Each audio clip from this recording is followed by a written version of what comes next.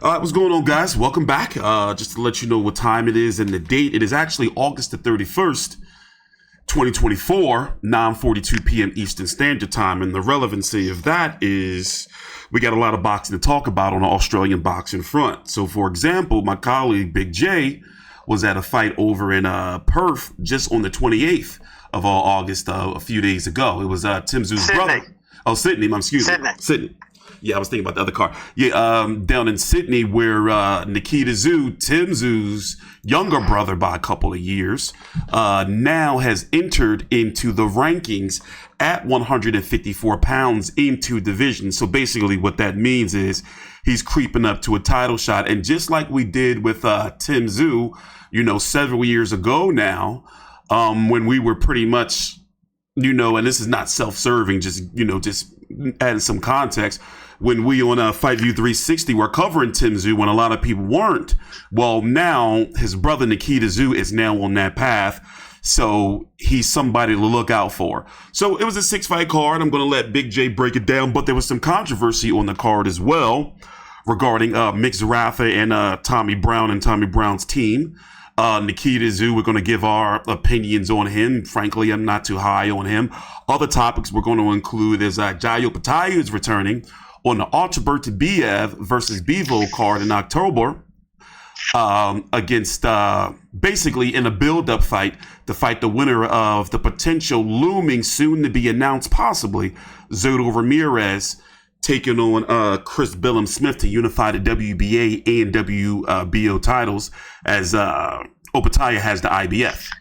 So it's somewhat of a significant fight. And then you have Skye Nicholson returning, basically, to be very honest, in the bullshit fight. I was at her last fight here in Philadelphia, of all places, by the way, on the undercard of Boots Ennis' fight against David Aronesian.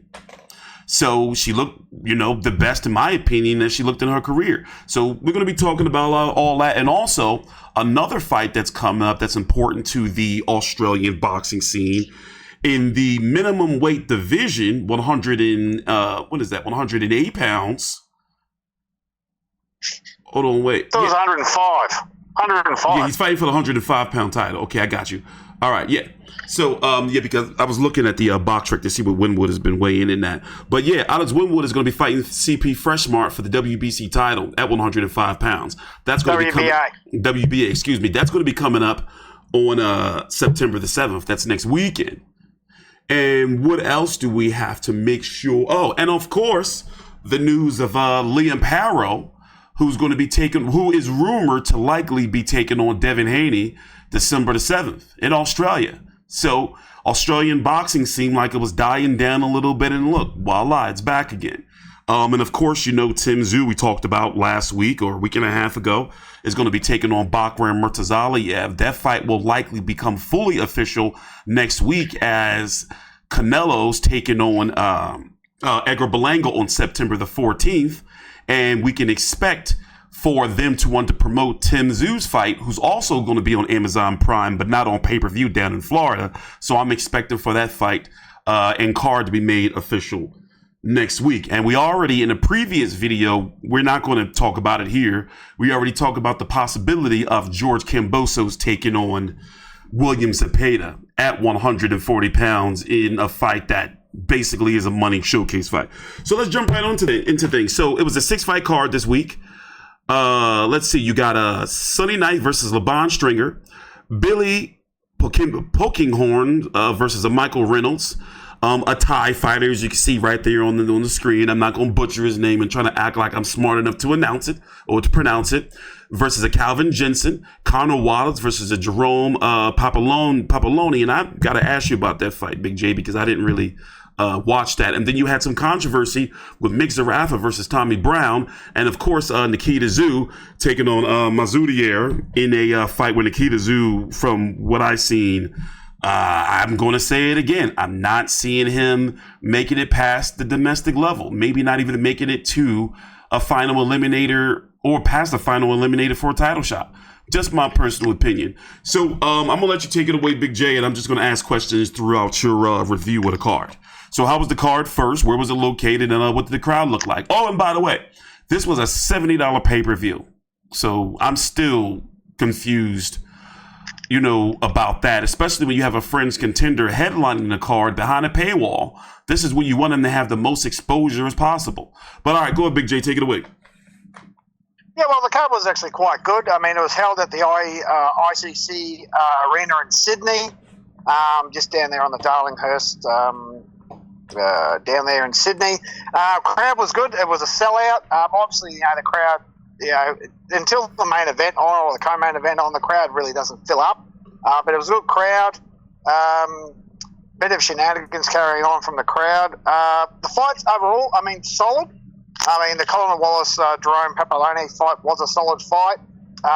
Colin Wallace did come away with the win. I thought he had it 8 rounds to 4, even though it was a split decision. I'm pretty sure it was 2 judges, 116, 112 to Connor, and the other judge gave it 115, 113. I don't know what fight they were looking at, because did he look Jerome Papaloni was just clinching the entire night and looked gassed by like round 4 or 5, where Connor Wallace looked fresh as. So I thought Papaloni clinched far too much, and the reason why fighters clinch all the time is because A, they're getting beat, or B, they're buggered. Yeah. So I thought that Colin Wallace won that fight, as I said, quite comfortably, 8 rounds to 4.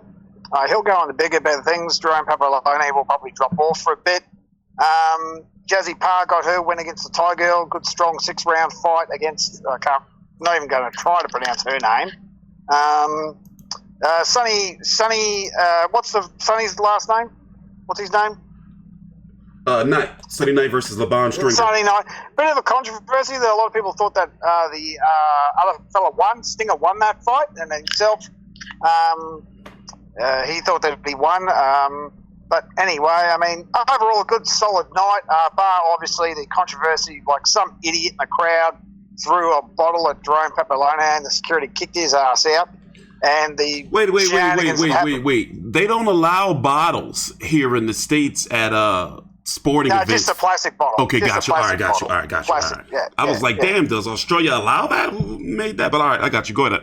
I'm listening. No, plastic bottle. But anyway, some dickhead threw something at Jerome Papaloni's corner, and he got rightfully kicked out.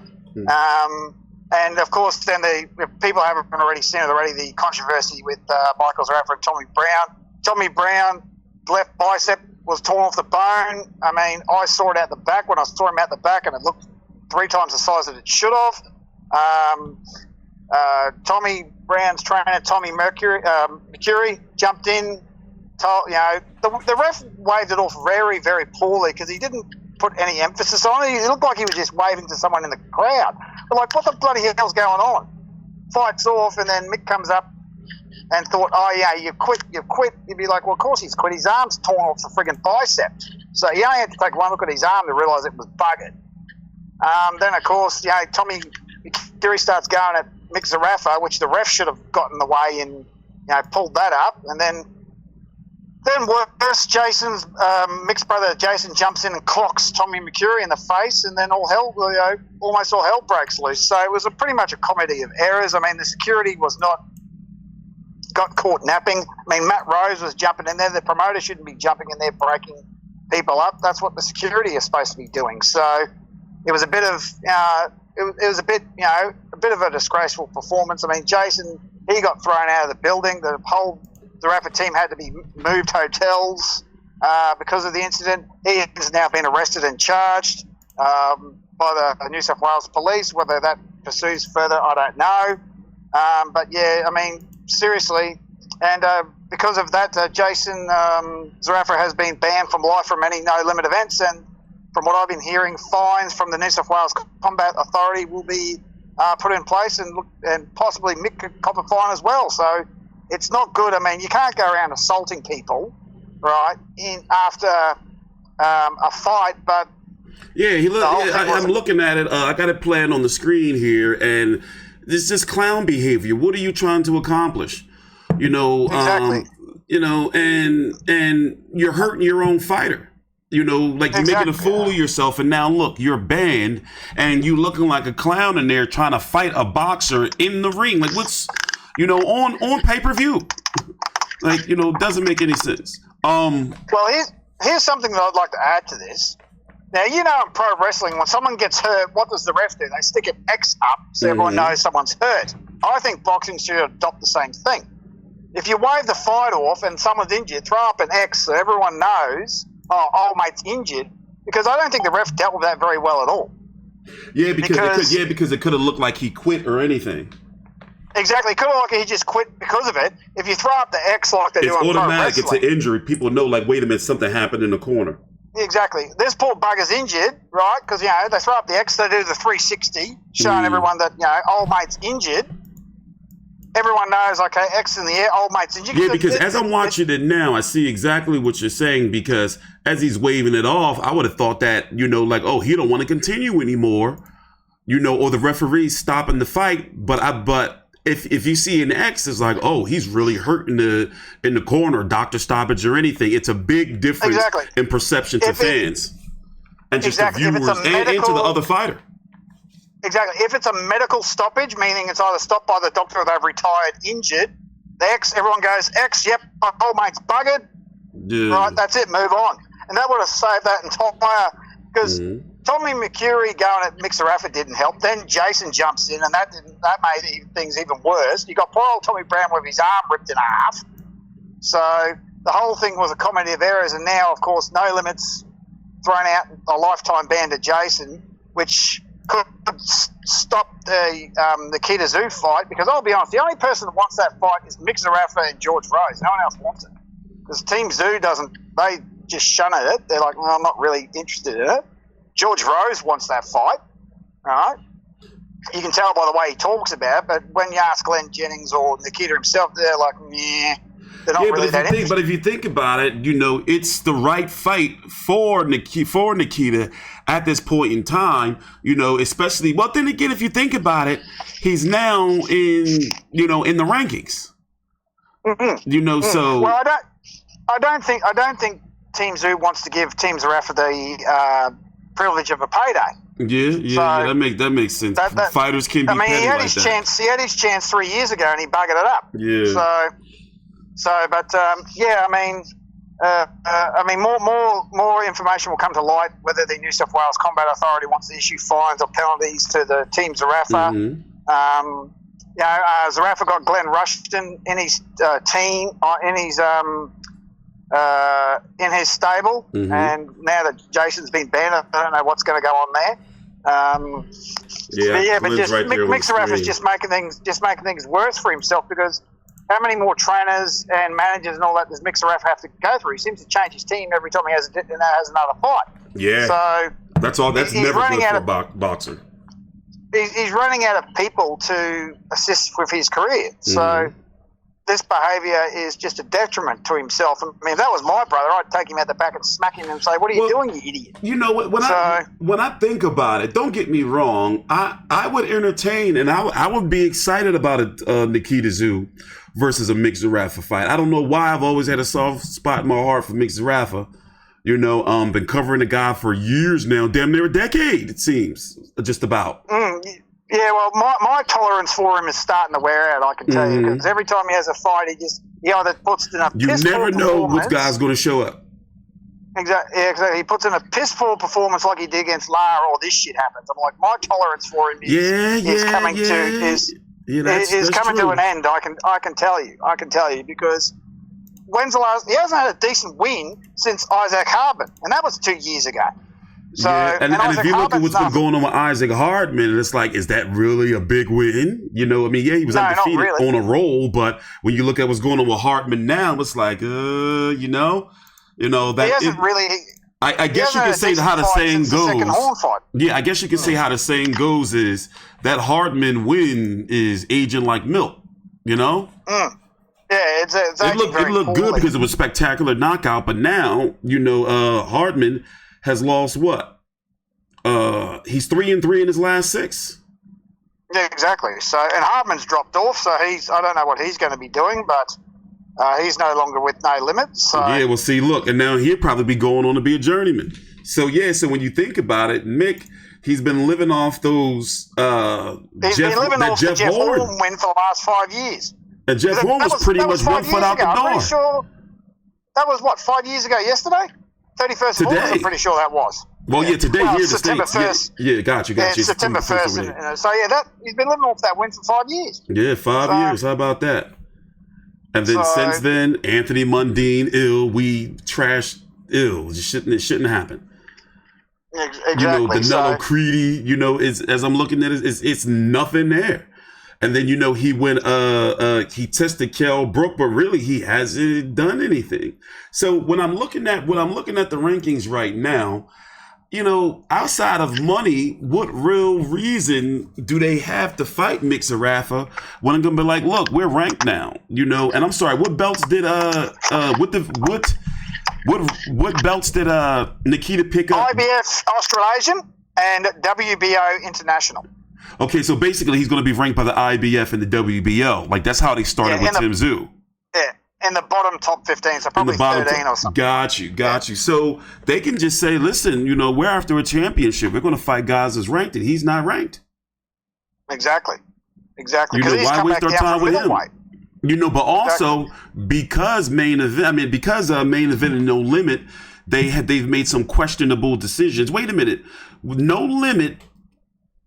Weren't they? Yeah, they were Paul Gallen and Justice Haney, weren't they? Yeah, they were. So the point of DNL. No, I think Paul Gallen and Justice Haney was DNL because at the time Justice Haney was with Dean Lonergan. It probably would have been a co-feature. Okay, got you. So yeah, it probably would have been a co-feature. So the point I'm trying to make is because main event has that all them dates they have to fill. They may try to force Zerafa and Nikita just to fill those dates, and then have Nikita start working his way up because we've seen, some disastrous mistakes by Australian boxing, especially with Justice Haney in the past. Well, the one thing that No Limit need to do is they need to stop getting these 40-year-old fighters in because it turns look. Barry Hall got knocked out in like 90 seconds against Curtis Scott. Mm-hmm. Tommy Brown pulled his bicep off the bone. I know, that's crazy. These guys are 40. They're well past their best. There shouldn't even be entertaining fights with these guys. It's like, mate, athletes their whole career, and then now you're putting them in the boxing ring and expecting their bodies not to fall apart. Exactly. Against younger fighters. Significantly younger fighters. If they don't fall apart, they'll get knocked out within 30 seconds. Yeah. So, this craziness has got to stop. So, because Tommy Brown will never fight again, not with that injury, not at his age. Mm-hmm. No way. So, that'll be the end of his career, and that's a horrible way for it to go out. So, but, yeah, anyway. So, let's go ahead and talk about Nikita. Oh, by the way, his hand is injured, so he won't be fighting again until probably next March. He won't be fighting again for another 6-7 months. Wait, who? Nikita. Oh, okay. His hand again. All right, but real quick, we didn't get to mention it, but Conor Wallace was in a eliminator. He won an eliminator for the IBF to now take on Michael Eifert to be the mandatory challenger for the winner of Artur Beterbiev versus Dmitry Bivol, the IBF portion of the title. And basically what that means is because the IBF is so strict, we can expect for Conor Wallace, the winner of Conor Wallace and Michael Eifert, to be getting their title shot sometime in the next, I'm going to say 16, 18 months. But remember, Eifert and Wallace's fight's got to get scheduled first. Of course, yeah. And then also, we don't know. See, when it comes to the 175-pound division, Beterbiev or Bivol, I'm not seeing them making that 25-pound jump up the division, up to cruiserweight. So what that means is Beterbiev may retire because I covered Beterbiev, interviewed him and everything years ago. He fought in Philly of all places against Alexander Volzdik, and he's one of those type of fighters where he will tell you straight that boxing is a job. He don't watch it. He's just like, I make money. I make a lot of money doing it, and I'm good at it. So I can see him if he loses the Bivol, possibly retiring. If there's not a rematch clause. He's 40 years old. He's coming off an injury and a long layoff. What's he got left to prove? Yeah, multiple injuries. By the way, how do you think that fight's going to go real quick? Bivol. As I've said before, Bivol's too young, too in his prime. Bivol's too old, too injured, and Bivol lives, breathes, and acts box. It's not a job to him; it's a way of life. Yeah. So, and whereas Murtazaliev, as you just said, he just treats it as a 9 to 5. Yeah. So it's just a paycheck, and that when it comes down to it, the guy that lives and breathes it will always beat the guy that just treats it like a paycheck. Because they'll get to a point where, oh, screw this, I don't need this anymore, and they'll just call it a day. Yeah, no, but it's crazy because for him to be so good and so talented, Murtazaliev has said that multiple times, like it's, like once I go home to my family, boxing is just a job. I don't watch it, I don't get involved in trash talk, no, none of that. I believe he said he don't even watch other fighters, if I'm correct. Don't quote me on that. But I believe he did say that as well. So, all right, moving on to Nikita. So, as I was saying in multiple videos, and now it's looking like I'm the reverse of how fans view you when it comes to Tszyu, where I'm like, look, I don't think he's going to make it. Nikita, from what I've been seeing from him, he's too sloppy. Yeah, well, the first 5 rounds of that fight, he did well. He used his box, his evasion was good, his footwork was good, his timing was brilliant, but then he just got caught into another war, and he got lucky because Cohen was outworking him there for a bit, and Cohen almost caught him several times. And in fact, Cohen did catch him and almost knocked him out at least a couple of times. So if Nikita keeps doing that against high-level competition, he ain't going to make it. He'll just get knocked out. So it's as simple as that. He'll go up against someone who can punch and is a puncher, or someone who's a tactician who will just box his or box rings around him. So he can't keep getting into these wars because he'll get caught, he'll get injured, and he'll get knocked out. Exactly. So, he doesn't have that poise and patience.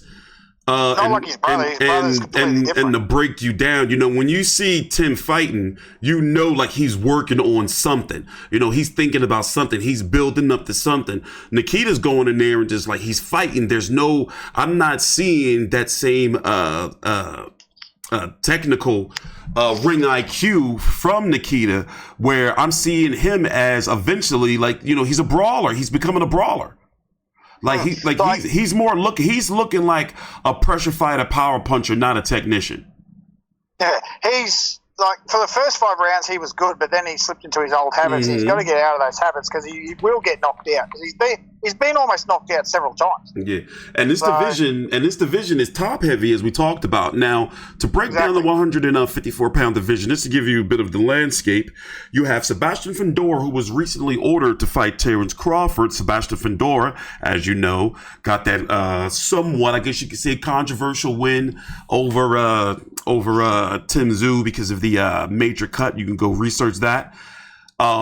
So the winner of that was ordered to fight Terence Crawford because Terence Crawford beat Israel Madrimov and now was the WBO interim and the WBA champion. So sometime in the next month and a half or so, there is going to be a purse bid. Now both sides teams, Fundora's team and Crawford's team, have dates set aside in December for a potential fight for both of them. Now, Crawford doesn't believe that Fundora will fight him because Fundora's team wants to keep him away from Crawford and keep the belt on their side. It's a whole bunch of political mumbo jumbo. But follow me. So Crawford is expecting to be elevated. Now, Tszyu, Nikita's brother, is going to be taking on Bakr Murtazaliev, we talked about earlier, on October the 19th down in Florida. Here in the States, it's going to be on Amazon Prime.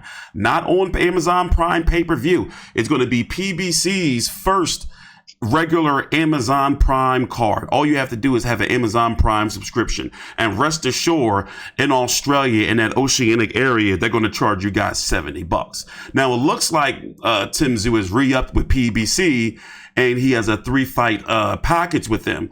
If he goes on to beat Bakr Murtazaliev to capture the IBF title, then he'll go on to fight Erickson Lubin, and then the plan is for him to fight the winner of Sebastian Fedor versus an Errol Spence, a fight that they're desperately trying to put together. But me personally, I think that Errol Spence is done. And then, of course, you have Virgil Ortiz that's right there on the outside as well. So when you're looking at the division of like where Nikita Tszyu is, he's never going to see a Terrence Crawford. That ain't happening. You know, he's probably never going to see a Fedor. Fedor will probably move up to 160. He won't see an Errol Spence. He may see Eric Zalubin one day. But right now, as I'm looking, you know, I think that they need to take their time moving him up that bottom 15 of the rankings and possibly fighting. I would like to see him take on Takashi Inoue, you know, who's ranked number 6 by the WBO, and he fought Tszyu several fights ago. I think that would be a good barometer for him. And you mentioned Brian Mendoza, or was it Carlos Ocampo? I think it was Carlos Ocampo, right? Yeah, I think it was both of them. So I think it was both of those guys that I mentioned. So either one would be fine. Yeah. So closing thoughts on Nikita before we move on. Yeah, he's just got the way that he fought the first 5 rounds is how he needs to change, because if he keeps on getting into these wars, he'll have a very short career, or he'll start getting stopped, because eventually he will come up against someone who can hit harder than all these other guys can, and he'll get knocked out. But I think the next fight for Zerafa should be Kawan Mazudia, because he's not going to fight Nikita next, because Nikita needs to fix his hand. I don't think Nikita's going to be back until probably March, April of next year, so they could have Nikita versus Mick in September. December. And hopefully this doesn't become a long-term issue for Nikita Tszyu, because once you break your hand, and I've broke mine about 4 times already, you know, it's a wrap. You know, they become fragile. You use it differently. You know, I mean, hell, look what's been going on with Justice Haney. You know, but also it may change his fight style. You know, who knows? Throwing him wild punches. You know, breaking his hand. Maybe it'll help him a little bit. You know, but yeah, we'll see. You know, but with that being said, take your time out, like the video, subscribe, follow me on Twitter at TstreeT Controversy, and Big J at Old Mate Big J.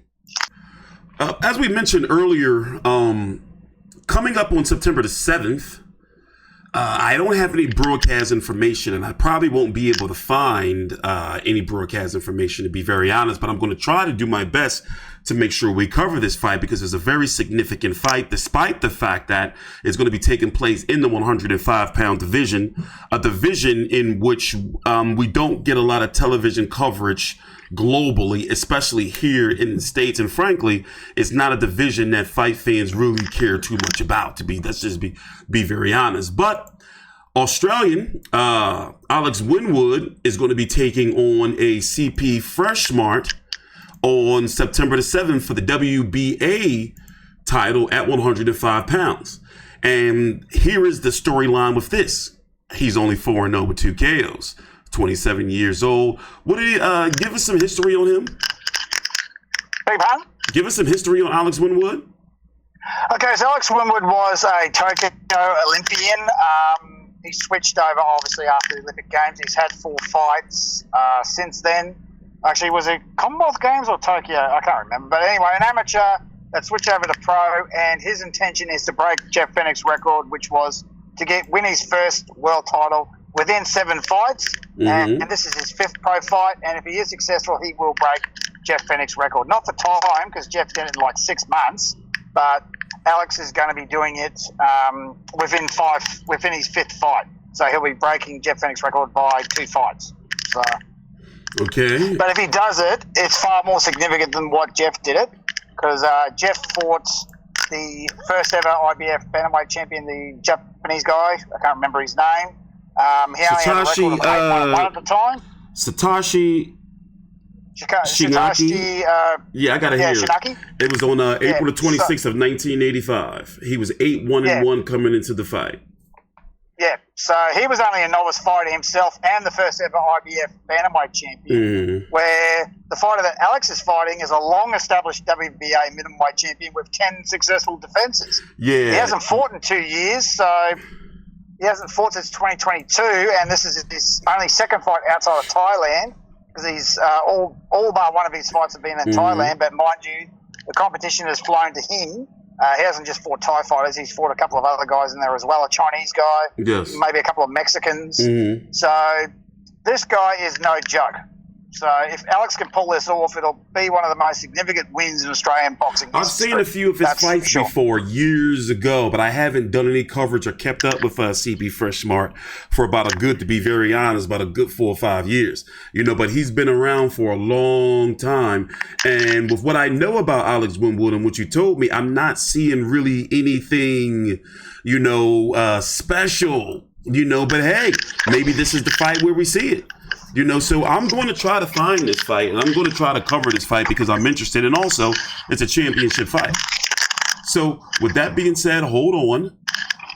Once again, take your time out, like the video, subscribe, and TstreeT Controversy with Fight View 360 and my colleague Big J, Old Mate Big J. You can follow him on Twitter at Old Mate Big J. The link is right down below in the description box. Thanks for watching. Please subscribe. We're going to go on to the next topic. This upcoming card is it's a very confusing card. It's going to be taking place in Saudi Arabia, headlined by Artur Beterbiev versus Dmitry Bivol. I'm going to have an in-depth preview on every fight on this card, outside of course the two fights we're going to talk about today: Skye Nicholson versus Raven Chapman, and Tszyu Pataya versus Jack Massey. Now, the Beterbiev Bivol card here in the States. Okay, here's how weird it is. Here in the States, Beterbiev versus Bivol is going to be on ESPN Plus, non-pay-per-view. But the undercard, the co-feature, Shakur Stevenson versus Joe Cordina, is going to be on the Zone pay-per-view. None of it makes any sense, but yes, you heard me correctly. So the card is going to feature, let's start, Ben Whitaker versus Liam Cameron, Tszyu Pataya versus Jack Massey, Fabio Wardley versus Fraser Clark 2, Chris Eubank Jr. versus Kamil Zermeta. Zermeta fought Golovkin years ago. He was Golovkin's IBF mandatory. And Shakur Stevenson in his first fight with the Saudis in Matchroom against Joe Cordina. So let's go ahead and talk about Skye Nicholson. I got a chance to talk to Skye Nicholson at her last fight here in Philly. And basically, she was saying that, her and Eddie Hearn was saying that they're going to try to get her back on Liam Paro's card in Australia because she hasn't fought in Australia in years. And now they just thrown her on a Saudi card against a Raven Chapman. And by the way, this is a women's fight taking place in Saudi Arabia. Yes, you heard that correctly. So Skye Nicholson, she had some momentum. And now it's like, what are we doing with this Raven Chapman? Like, what are we trying to accomplish? Are fighters turning her down? What are your thoughts on this? And by the way, she's 29 years old. She's getting up there. Yeah, well, Raven Chapman is ranked 7 by the WBC featherweight division, so she's a lot better competition than the last person Skye fought. That's for sure. But if you look at Raven Chapman's record, she's just a bum basher bum because all she's done is fight girls from, other countries, like, from high boxing countries like Colombia and all that sort of those places. They come to England and she beats the crap out of them and then they go home. Because if you look at her, she's actually got an undefeated record and most of her opponents have got undefeated records. But if you look at the opponent, the resumes of the opponents. I just did those that. Guys who have got. Have got like. So someone's got 21-1. Okay, yeah, 21-1. Raven Chapman beats her, but the opponents are like they're taking people who have got 0 and 50. They're taking they're just taking on taxi drivers or PCYC gym club fighters. Mm-hmm. Then they go overseas and fight. Raven Chapman, and Raven Chapman cleans them up. So Raven Chapman, she's 9-0 with 2 KOs. Her last fight was in July of this year, actually a month ago. Against a Johanna Sarabia, and the first thing you would say is, "Oh, okay, she fought somebody who was 10-0." But then when you go to Johanna's resume, you look at her last opponent was before she fought Raven and defeated her first loss. By the way, her last opponent was 24-11.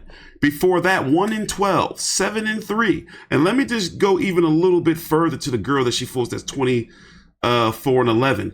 These resumes are especially when it's it's nothing there. So you basically see a padded record of 9-0. And I'm not being disrespectful to the girl. This is more, looking at Skye. It's like, why are you fighting this girl? Like, what is it? Like, what are you getting? I mean, okay, all right, the payday. The Saudis want to give, through Eddie Hearn, they want to give Skye Nicholson a payday. The Saudis giving out money. So it's like, all right, whatever, let's give Skye some money too. Okay, I'm going to leave that part alone.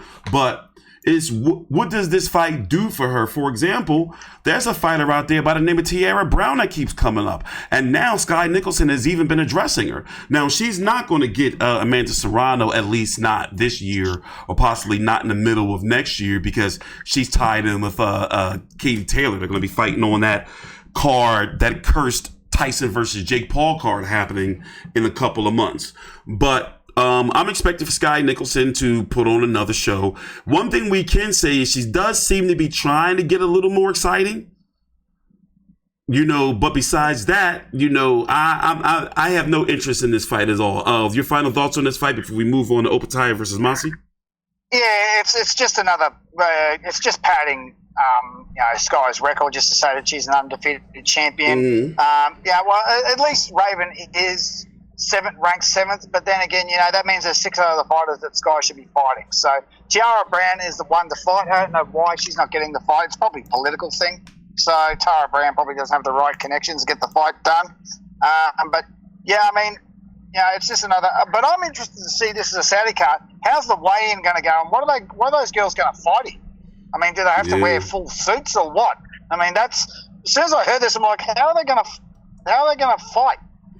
Like, what's the requirements? I don't know. I'm expecting long sleeves, and leggings.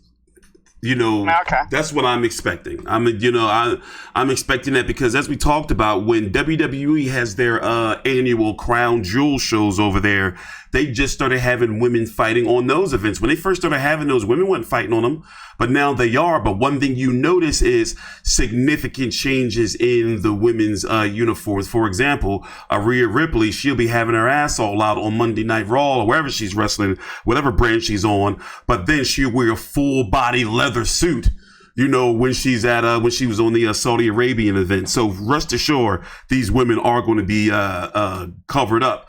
So Jai Opetaya is taking on the Jack Masi. Now, I've seen Jack Masi fight before. I have his resume pulled up here. He is 22-2 with 12 KOs. I actually covered his last fight against Isaac Chamberlain. I covered his last fight in which he won. That was considered an upset. Well, because he's fought Joseph Parker at heavyweight, and I covered that fight as well. This all makes sense to me now. I remember these fights. Yeah, I mean, and Richard Riakporhe. He's ranked number 11 with the IBF, so once again, 10 fighters above. I don't like what they're doing with John, because he goes from defeating Britus, right, and then he goes back to fighting low-level competition. I mean, they're doing exactly the same thing to him after the first Britus fight. Yeah. He fights Britus, beats Britus, puts Britus into retirement, right? No surprises there. And now he's fighting this guy. I mean, even Christopher Vlodchek, who is a former IBF and WBC champion, who's 42 years old, is still ranked, I think, number 7. That guy would be more legit for Jai to fight than this guy. So I think that the Saudis are trying to keep the momentum going. Yeah, but also, it's clear to me that they're trying to dominate the cruiserweight division, just like they're doing with the heavyweight division. So to break down the division, let me tell you what's going on. You got Noel McCallion, who's going to be taking on Ron Rozecki. That is going to be on September the 28th. That is a Don King card. He's still kicking around. That's for the WBC title. Originally, that fight was supposed to take place a few months ago on Adrian Broner versus Blair Cobb's card. So that's a Don King card, September the 28th. That's for the WBC title. Badu Jack is the WBC champion in recess. Gilberto Ramirez is linked to be facing Chris Billum-Smith for the WBA and the WBO titles to unify those titles. And that is going to be taking place on a card that will also feature Jose Ramirez versus Arnold Barboza, Possibly, as we talked about in the previous video, William Zepeda taking on George Kambosos. And that will also be in Saudi Arabia. So it's looking like to me that they're going to try to get Chris Billum-Smith and Gilberto Ramirez winner to take on Opataya, and then try to get the winner of Noel McCallion versus Ryan Rozecki from Don King to be able to, boom, unify the division. And that's what it's looking like to me. But in reality, I'm thinking that Opataya is going to have a simple night with Jock Masi. Depending, on what type of fight he wants to fight, I won't be surprised if he goes out there and tries to takes Masi to a fight to the distance. But in reality, I reckon he'll just kick the shit out of him. Personally, I think but we never know. But remember, he was playing with his food before. Yeah, true. Yeah, because the first couple of fights against those guys, but they were low competition. At least this guy's ranked, so yeah. I don't think Joe's going to muck around, because you got to remember, the quicker he finishes him off, the quicker he can get ready for the next fight. Yeah, and also I'm expecting for Opataya, if he wins, to possibly call out and confront Gilberto Ramirez or CBS in the ring, because that's what I noticed the Saudis would do. They will announce their next fights right after one of the fighters fight. So do not be surprised if Opataya wins, that he's gonna, they're gonna announce he'll be fighting Gilberto Ramirez or Chris Billum-Smith possibly sometime maybe February. Wait a minute, you know what? If Crawford doesn't fight in December, they have a big card in February the Saudis are going to be having. And don't be surprised if you see Crawford headline and you see maybe Opataya versus the winner of Ramirez versus Chris Billum-Smith. But before we move on to the next topic, closing thoughts? No, I mean, both just showcase fights for both Skye and Jai. Mm-hmm. They should take care of their competition pretty easily. And then they'll just move on to the next thing. As you said, I don't think Skye's going to get Amanda Serrano anytime soon. I mean, I want Skye to fight Amanda as quickly as possible, because the longer it waits, everyone's going to go, oh, well, she wasn't in her prime when she fought her, blah, blah, blah, blah, blah. I mean, I want it to happen, ASAP, but I don't think it's going to happen. And also, Skye, especially in women's boxing, she can probably move up to 130 or 135 or even 140. You know how them women jump around in those weight divisions. So there's not going to be no shortage of fighters out there for her when it comes to fighters like Natasha Jonas, just off the top of my head, Michaela Mayer, Terry Harper. So there are going to be fights out there for her. But some news that's not really too surprising. Eddie Hearn is targeting a fight between Devin Haney and Liam Paro for December in Australia. And Devin Haney would have no issues going to Australia. It's going to be taking place at 140 pounds. And right now, Devin Haney, after losing to Ryan Garcia, is the WBC champion in recess. So, to be very honest, we don't know what type of fighter Devin Haney is going to be when he comes into the ring. But I'm still, after losing to Ryan Garcia, I'm still going to pick him to beat Liam Paro. What are your thoughts on this fight? Well, I think Liam Paro has a very solid advantage over Haney, because you don't know how the Garcia loss has affected him. I mean, ever since that Garcia loss, you can see Haney is dropping off. I mean, he punched the Carney bloke and all sorts of shit. Before the Ryan fight, he wouldn't have been caught dead doing that sort of shit, because for real, he was well known to be very professional. That's one thing for sure. Exactly, but when I met him in the two Kambosos fights, very professional, very humble, well raised bloke. He's well spoken. I interviewed him in Philly. Exactly, but now he just seems like it's been known to happen to many a fighter that one loss can topple their entire career. Mm-hmm. So, it happened to Jeff Fennick against the draw against Zuma Nelson #1. He was never the same again. Hassi Hussein, when he lost to Pacquiao, was never the same. So De La Hoya made it very known when he lost to Trinidad. His drug binges, and he just went off the deep end. Same thing with Adrian Broner and Marcos Maidana.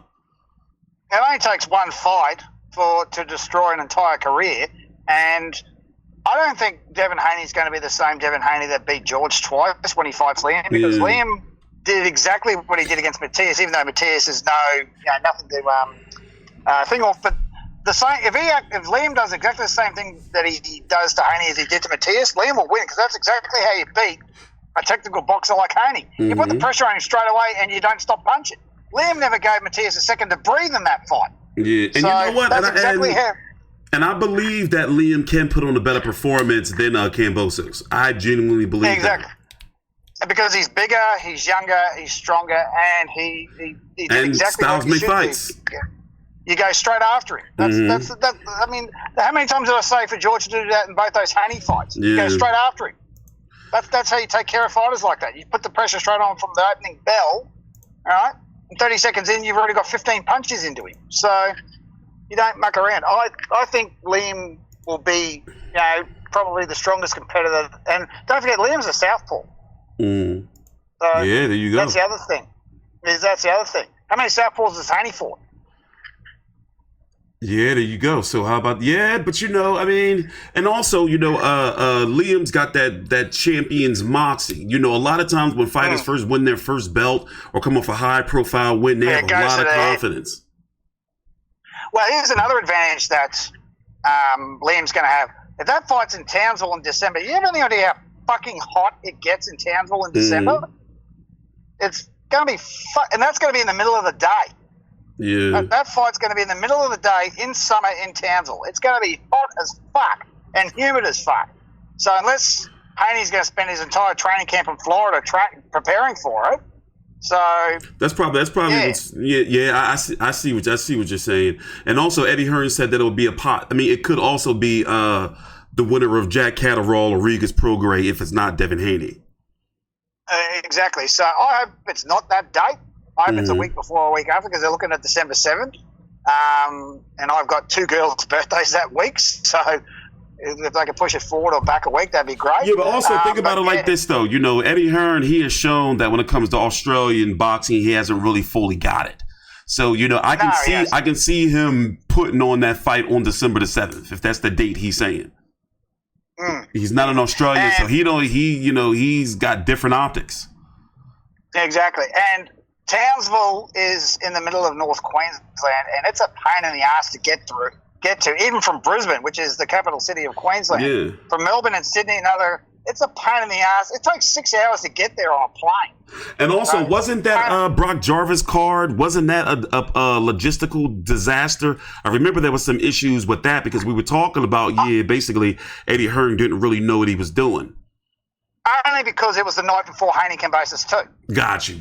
Yeah, that's what I'm saying. Yeah, see, okay, got you. Yeah, it made no sense. Yeah.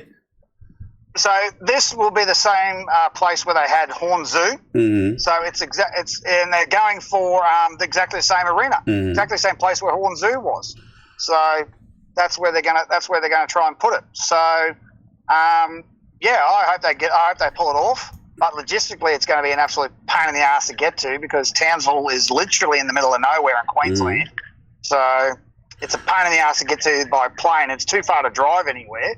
So, Well, if we want to hear that fight to become official, then it probably will be in October. So stay tuned for that. But I'm expecting for Tszyu and Bakir Murtazaliev to be announced sometime within the next 10 days or so of this video. Right now, as I said earlier, until August the 31st. So with that being said, I'm going to let Big J give his closing thoughts, and we're going to wrap it up and see you guys later. Closing thoughts? Well, I mean, it's looking great for Australian boxing. If Alex Wentworth pulls it off on Saturday, he'll break Jeff Pinnock's record in a very significant fight. We've got 3 more title fights coming up with Skye, Jai, and Tim. Hopefully, by the end of the year, we get Zerafa, Mazudia. By the end of the year, we could have Skye, Jai, and Tim all have their world title fights. Liam have his title fight against Haney. Zerafa gets another fight, and squeeze in George Kambosos on November 16th. So the end of the year is going to be running pretty good. The last quarter of the year is going to be looking pretty good for Australian boxing. Lots of exciting things happening, and we look forward to seeing it all and covering it all. Mind you, we'll cover all of these fights. So can't wait. All right. Well, thanks for watching. Please subscribe, and we will be seeing you guys later on.